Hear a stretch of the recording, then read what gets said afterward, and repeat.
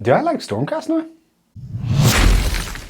With the release of Age of Sigmar 4.0, it gave me an opportunity to do something that I didn't think I was going to get to do. And that was paint a third scheme for Stormcast. I actually got into AOS back in its conception, and I even have some of my old models right here from that starter box set where it was Stormcast versus I think it was Khorne. It was the Blades of Khorne. That's right. My friend Chris and I went into the store. The guy in the store convinced me of the Stormcast by just simply saying, "Have you heard of Thor?" "Yeah, I've heard of Thor." Well, basically every single one of these guys is Thor. He is a demigod comprised of lightning. And yeah, it's fair to say that he got me with that one. Hook, line, and sinker. If you're brand new to the channel, please make sure you hit that subscribe button. And if you could hit that like button, I would massively appreciate it. And if you want to be a massive supporter of the channel, you can head over and join my Patreon for just £3 a month. That goes a massive way to support me in making these videos for you guys to consume with your eyeballs. This new scheme was a very, very simple one. I wanted to go with a bit more of a grimdark and really beaten down version of the Stormcast. To give you an idea of what the Stormcast's lore is, I'm going to give you a very brief summary of it.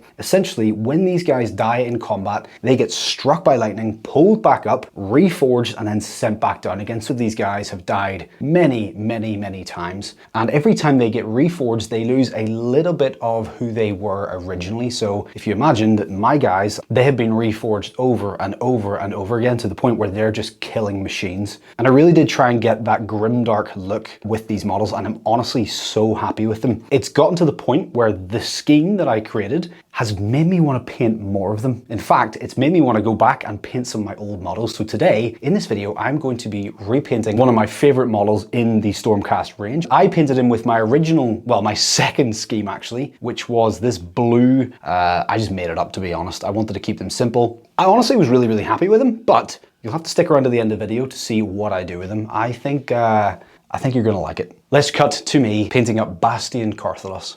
This is my original Bastion Carthalos with the original blue paint scheme. Now, the first thing I had to do was remove that piece of flock before I sprayed him up. But as I said earlier, I was actually really happy with how this guy came out. He was probably the best painted model at that time for me, and I was really, really proud of him. But let's have him lead my new army, shall we?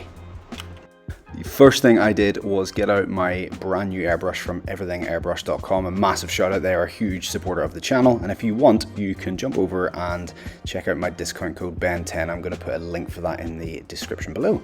So I primed it up with some black first of all, just to make sure we're covering the entire model, looking for any of those recesses where you might usually miss. So I usually do this a couple times and give it a good pass over just to make sure I've gotten everything covered.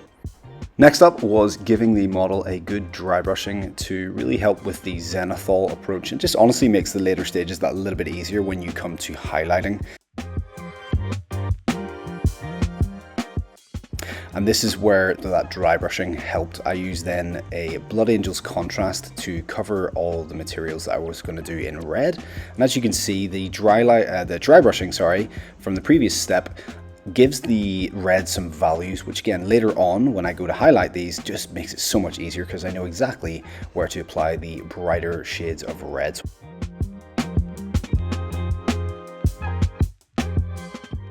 Next, I used lead belcher just to cover up all of the metallic pieces of the armor, and that does take a little bit of time. This is probably the most time-consuming aspect of this paint job. But honestly, once we get the contrast on it later on, you will see how much this step really does take the lion's share of this model and the time it takes to paint up this model. So again, just being careful, making sure I get it everywhere I need to get it, and going over anything that I do make mistakes on later on.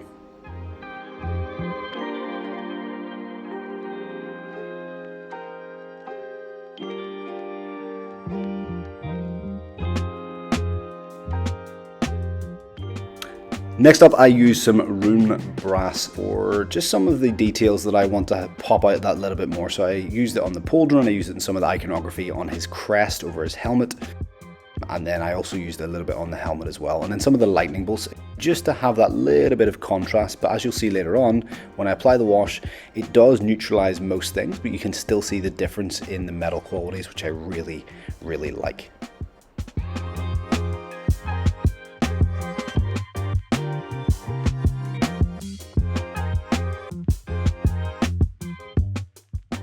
For all of the leather or any material on the model, I will use Rhinox hide again, just making sure I don't miss anything. There's a lot of buckles and straps and stuff just holding his armor together, just making sure I get those. And I also did this along the backs of his legs where he's got material as well. So again, just Rhinox hide with that, nice and simple. As you can see, it's starting to come together already quite nicely.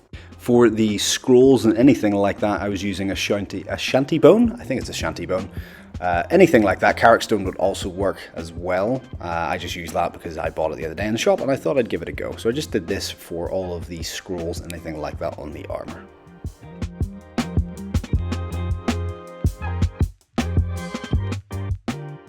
Now, as you can see, all of the base layers are on the model, so it's time to apply that wash. Now, this is Wildwoods, and all I've done is watered it down. Now, you can use some contrast medium to thin it down, but what I found was just a little bit of water in there, just thins it down that little bit more.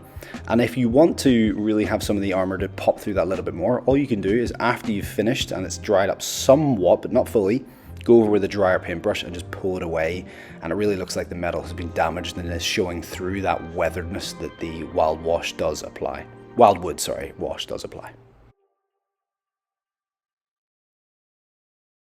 This next stage is what I use for most of the weapons on my Stormcast. It's an even mix of non-oil and Agrax Earthshade. I just find when you mix the two, a 50-50 mix, I just think it works better than just one or the other by themselves. And I've been doing this for a while now and I really, really like the look of it.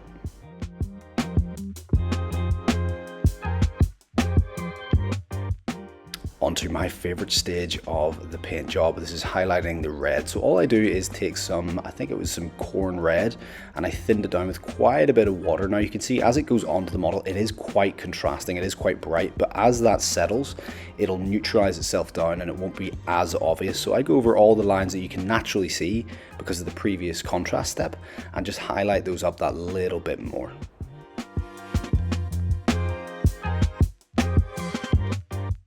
To push that highlight up even further, I get some Fire Dragon Bright and I mix it in. As you can see in the wet palette to my left there, I mix it in with the previous color of corn red. That just makes sure it isn't a massive jump up. And I'll take a couple of different approaches to this. I either do lateral strokes, I either do thin, strokes going downwards. Honestly, I'm just playing around with this, but all I do is follow the same pattern that I did that the contrast left. I just push up the highest levels so the pieces of the cloth they'll be hitting the light most naturally. And I thoroughly enjoy this process. This is probably one of the most enjoyable parts of the painting process for me when it comes to these models. The details on the cloak cannot be left out, so I just got some lead belcher and then just traced those in very, very carefully. Again, I always have the red just there, just to touch up any mistakes that I do make. So again, you don't have to be too careful with this. The red's right there. If you go over it slightly, you just come back over, and with the red you just tidy it all back up again. But that detail really does make that cloak just pop out that little bit more. Thalasar Blue was what I decided to go for when it came to the light popping out from the brazier. Alright, so let's do a grand reveal. I totally stole that from Squidmar because I was watching one of his videos last night.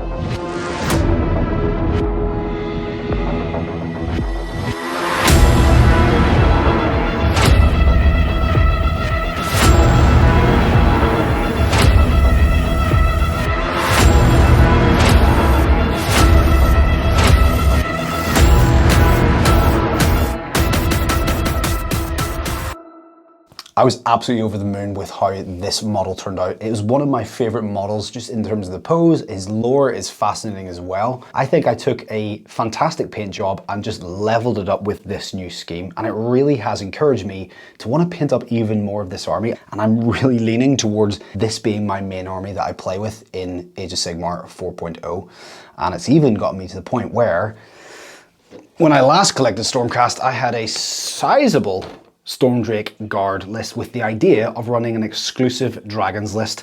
This is an unopened box, so let me know in the comments section if you think I should paint these guys up using this new scheme that I've designed.